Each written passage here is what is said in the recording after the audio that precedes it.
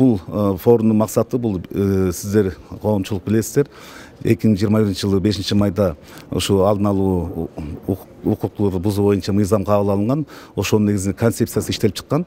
Концепциянын иштелип чыккандан кийин координациялык совет түзгөн.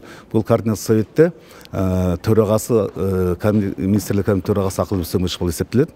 Министрлер болсо ошо курамында кирет да. Андан кийин 4 декабрь 23 жылы улуттук план кабыл алынып, ошол улуттук план кабыл алынганда негизинде ушул улуттук планды ишке киргизүү боюнча ошо форумду өткөзүп атабыз да.